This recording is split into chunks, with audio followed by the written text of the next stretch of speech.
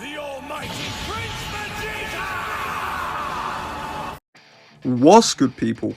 Welcome back to another Dragon Ball Legends video, and today I'm going to be going over my top 10 best units in the game right now just before Legends Festival 2022. So I've been seeing quite a few of these lists around and I thought I'd chime in with one of my own.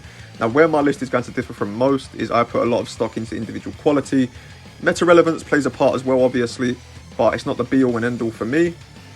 I think individual quality has to play a huge part. How good the unit is on other teams, how good they are individually. So yeah, that's where my list is going to differ from most, but it's subjective, right? It's how you see the game, it's how you value units. So I'm not saying everyone else is wrong, I'm just saying this is how I see the game and how I rank units. But yeah, so we've got the top 10, and then I've also gone with 5 honourable mentions. I don't actually have a set in stone top 10 in mind, we'll just go as we go along. And yeah, so let's just jump straight into it. So first of all, easiest part of this list, Beast Gohan in number 1.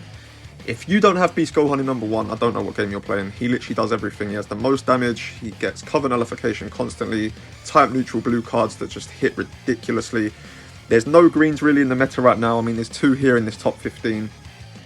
He has the best support, the best equips, gets endurance as well. He literally just has everything going for him. So card draw speed, 2 times card draw speed. It's just, he's a joke. He literally is a joke. So yeah, Beast Gohan number 1.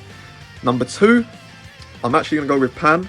It may seem like I'm going against my own, ideology already by putting her in 2 when I said I put a lot of stock into individual quality, but she has a lot of individual quality alongside meta relevance. So if you're running Beast and Pan, I think those 2 are set in stone. I don't think either of those can be exchanged for other units. I think if you have Beast, you have to run Pan. If you have Pan, you have to run Beast. Those 2 are so good together. But the 3rd unit, you can swap them out.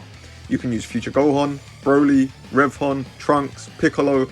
Any of those 5, you can go with them fine. But these 2 units you cannot replace. Pan, her disruption is the most annoying thing I think I've ever dealt with in this game. Reducing your ki through a green, reducing your ki when you hit her, sub-count manipulation, giving her a cover change as well. What the hell were they thinking? What the hell were they thinking? Plus, she can also go neutral. So, yeah, Pan, number 2 for me. I do think some of the units below her are better than her individually, but she has enough individual quality and does so much disruption and makes Beast so much better that I'll just have to put her at 2. I can't put her anywhere else right now. Number 3. This is where things get interesting. I am actually going to go with...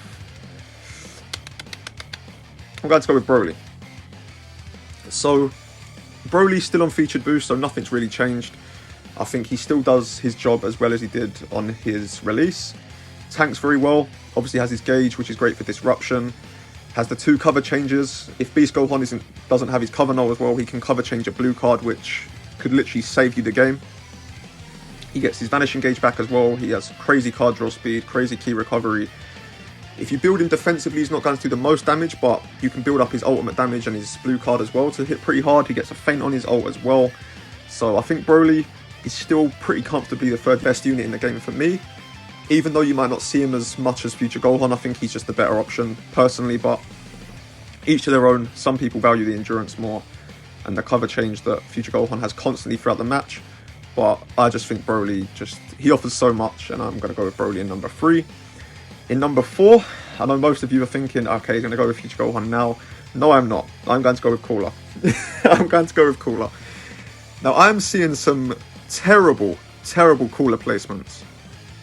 So, listen. If the best team in the game right now didn't feature a Super Saiyan, I'd agree with you. If he wasn't neutral on entry every time he comes in, I'd agree with you. But he is. He literally is. So, if you think Broly's the best option on the Pan and Beast team, fair enough, it's a Super Saiyan. If you think it's Future Gohan, it's a Super Saiyan. The only scenario where Cooler isn't neutral is if they run Piccolo, which isn't as common as you think. It's still common, but fair enough. So, against that specific team with Piccolo, Cooler isn't the 4th best unit in the game.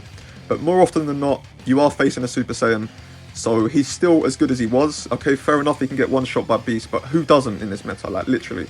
Beast one-shots himself. So, you can't put too much stock into that. But Cooler has cover null on his main. He nullifies endurance for 30 counts on his main, so you can literally just pop main and rush. He still does everything he did a month ago, but yeah, Beast Gohan's around now basically, but I can't put him too low because individually he is still that guy. He still is that guy, but a lot of people are probably going to disagree, but that's where I rank Cooler. I still think Cooler's amazing. And then in 5, I will go with Future Gohan. I will give him his flowers.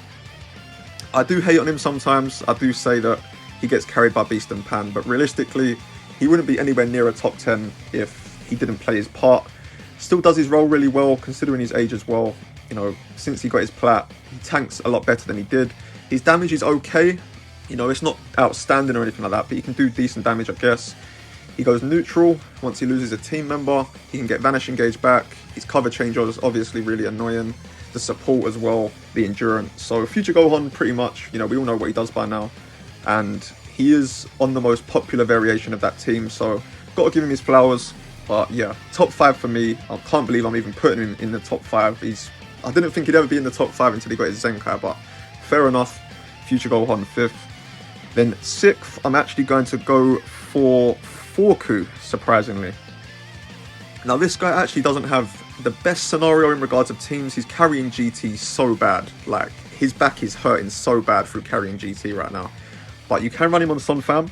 I've been using him alongside Future Gohan and Beast, and he does really well. Great damage, great last man standing potential, has the 2 saves as well. If you run him on GT, unfortunately, but here's the 1 save if you run him on Sun Fam. But I think with him, I think his individual quality is just so high. He does so much damage. He doesn't tank great, but he can tank okay. Kind of like Beast Gohan, that sort of level, maybe a little bit less. But yeah, his last man standing damage is crazy. He gets cover null, card draw speed now as well. Also his green card as well, massively upgraded, gets Vanish Engage back on that too. So he literally is now the perfect last man standing option. After Beast, he's probably like the 2nd best last man standing unit in the game. So I can't put him too low, but I also can't put him too high because he hasn't got that team yet where he's really shining. Like, he's on his best team. But I think once Fest hits, I think he's likely to go into the top 5 for sure. So yep, I've got him at 6. At 7, I'm going to go with USG. He has been replaced on movies, but he still is fantastic. He's aging like wine. His lock-ins, his 2 ultimates, both of them have supreme damage. His cover nullification, type neutral, nullifies endurance for 30 timer counts on his main ability. So pretty much just like Beast Gohan, he does everything really well, but he just doesn't do it as well as Beast does, unfortunately. But he's a year old at this point, so, you know, for a unit to be as good as he is still after a year, I've got to give him his flowers. Even though, as I said, he has been replaced, he's still offering you so much offensive utility, and he just has one of those kits that just doesn't age, to be honest. So I think we'll see him lingering around the top 10 or still quite some time yet, maybe even till anniversary. If they decide to give him a plat before then he will shoot straight back up into the top 5 easily. So yeah, USG at 7, and then in 8, I'm actually going to go for his fusion partner in crime, USV. So USV, I actually still believe, has the 2nd best individual kit, period. So after Beast Gohan, I think once you look to his kit, you've seen everything that he does. Take the teams away, take equips away, take everything else, just strip them back to their individual kits, and I think USV still has the 2nd best kit in Legends. So just to list off what he does, right? So he has endurance, he tanks okay considering he's off boost, he has ridiculous card draw speed potential, ridiculous key recovery, he has 2 different ways of going type neutral, he gets his gauge back on his main, he does have cover null, even though it is a little bit awkward to use because you have to land his counter and then basically gain priority after that. Speaking of his counter, you can use that to stall when you've got no Vanish Engage, so he's still a ridiculous unit, absolutely ridiculous, but the only thing with him is he just doesn't have a team. Fusions isn't great, it's literally just him and USG. They don't have a support unit, they don't have a defensive unit to mesh them well, there's no synergy on the team. Super Saiyans isn't viable. I mean, you can put him in the leader slot on most teams, but he's going to mess up the synergy because most teams have pure equips, and he's obviously not going to be from the same tag. So he's pretty much making the other units worse in most cases. On top of that, some of the units have tag-specific uniques, so they only really support units from their tag, or they have specific abilities that only affects units from their tag. So it's not really the greatest situation for USV at the moment, you know, team-wise, but individually he's still so good, so he's got to be in the top 10. I can't put him too low, but I also can't put him too high because he doesn't have a team right now. So USV at 8, moving on to 9, and I'm going to go with LF Trunks. So LF Trunks is a little bit of a hard one to rank, to be honest, because even though he's really good, you know, he can put in some serious work. He's obviously alongside Beast and Pan if you're going to run him. I just think considering everything in his favour, you know, he's a green unit going up against a blue every single match. He has the best support, he has the best equips. I just think he's a little bit lackluster considering. I mean, he doesn't have card draw speed. He has like the VB effect where he uses a card and draws a card. I think he does that twice. So he has that effect. He doesn't actually have card draw speed, so once you use that, you need to then switch in again to gain access to that. He doesn't have cover null. He only goes type neutral when your opponent switches, and I believe it's defensive type neutral, so it doesn't affect his damage at all. So with him, I think he has the damage, you know, he has the support, he has all that going for him. I just think he lacks utility. I mean, to be fair, he's only one of 2 units that has 2 ultimates alongside USG, which is pretty nice. And on top of that, one of those ults you actually get from a green card, and it is a stop time green as well. So you can catch your opponent slipping with him quite a bit. But as I said, I just think considering everything that's going for him, I just think he's a little bit lackluster. And if you take the hybrid equips off him, you put him on Future, for example, I just don't think he's anywhere near the same unit without all the support and everything else that he's getting on hybrids. But I have to rank them on their best team. So on hybrids, he is a top 10 unit, but I just don't think he's as good as some of the others above him. So who gets the 10th spot? This is a little bit tricky because I'm thinking Piccolo or Revhon. They both do really good damage. Neither of them can really tank. Who has more utility? I'll go with Piccolo.